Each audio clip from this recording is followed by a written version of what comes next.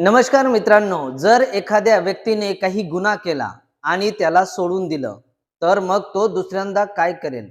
Just imagine की दुसऱ्यांदा तो एवढा मोठा गुन्हा करेल, नंतर त्या गुन्ह्याला पाहिल्यानंतर अक्षरशः लोकांच्या पायाखालची जमीन सरकेल. सोशल मीडियावर सासपडे गावामधल्या आजूबाजूच्या लोकांच्या व्हॉट्सअपवर एकच मेसेज व्हायरल होत आहे आणि तो मेसेज म्हणजे व्हिडिओमध्ये दाखवलेला आहे की घरावर एक व्यक्ती चढलेला आहे आणि तो व्यक्ती त्या घराचे पत्रे काढून फेकत आहे. काही लोक त्या व्हिडिओमध्ये त्या घरावर पत्थरबाजी करत आहेत. मग हे नेमकं प्रकरण काय आहे? लोक एवढे संतापलेले का बरं आहेत? त्याच्या मागचं नेमकं काय कारण आहे?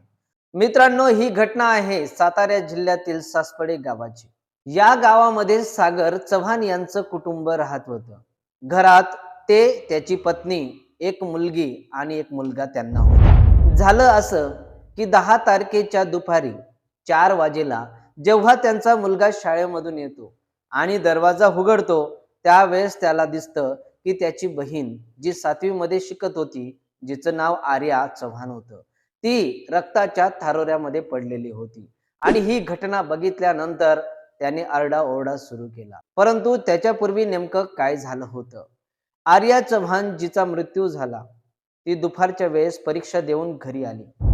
घरी आल्यानंतर वडील बाजूला काम करत होते, आई शेतात कामाला गेली होती. मग घराला कुलूप लावलेलं होतं. बाजूला चालू असलेलं वडिलांचं काम, त्या ठिकाणी ती गेली आणि वडिलांकडनं चावी घेतली आणि घर उघडलं आणि घरात बसली होती. आणि त्यानंतर अचानक दुपारच्या वेळेस शांततेचा फायदा घेऊन राहुल यादव याने घरात एंट्री केली आणि त्या मुलीवर जबरदस्ती करायला सुरुवात केली. आणि मग या अत्याचाराला ती नाकार देत होती.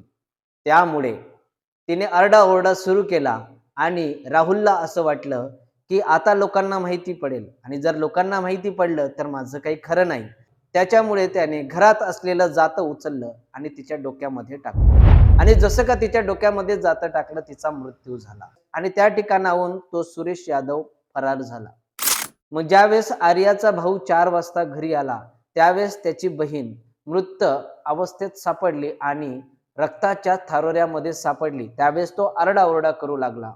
मग त्यावेळेस बाजूला काम करत असलेले सुरेश चव्हाण हे धावत पडत आले आणि घरात काय झालं म्हणून ते घरात एंट्री करतात.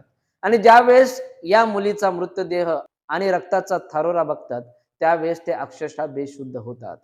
मग ही सगळी घटना जेव्हा लोकांना कळलं, तर लोकांनी पहिला संशयित पकडला, तो म्हणजे सुरेश यादव. कारण की यापूर्वीही त्याने एका अपंग मुलीवर अत्याचार केला होता आणि त्यावेळेस तो सुटून आला होता. म्हणजे त्याच्यावर गुन्हा कुठलाही दाखल झाला नव्हता. मग सुरुवातीला हा गुन्हा केल्यामुळे त्याला सजा मिळाली नव्हती, म्हणून आज त्याने एवढा मोठा कांड केला. मित्रांनो, यामध्ये चुकी कोणाची आहे? त्या चिमुकलीची का या राहुल यादव सारख्या नराधमाची? त्याच्यानंतर गावकरी संतपले आणि त्याच्या घरावर दगडफेक केली. तेवढ्यात त्या ठिकाणी पोलीस प्रशासन आलं आणि सगळीकडे पोलीस बंदी झाली आणि कळालं की सुरेश यादव एका टेकडीच्या मागे लपून बसलेला आहे. मग त्या ठिकाणी पोलिसांची फोर्स जाते आणि या सुरेश यादवला पकडण्यात येतं आणि त्यानंतर त्याने कबूल केलं की हा गुन्हा त्यानेच केलाय. मग गावकरी कुठले आता शांत बसणार? मग गावकऱ्यांनी डायरेक्ट त्यांच्या घरावर हल्ला केला.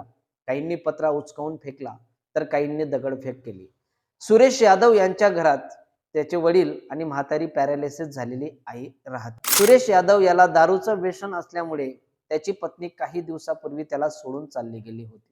मग हा अशाच प्रकारचे गुन्हे करत होता. मित्रांनो, अशा नराधमाला काय झालं पाहिजे? कमेंटमध्ये नक्की कळवा.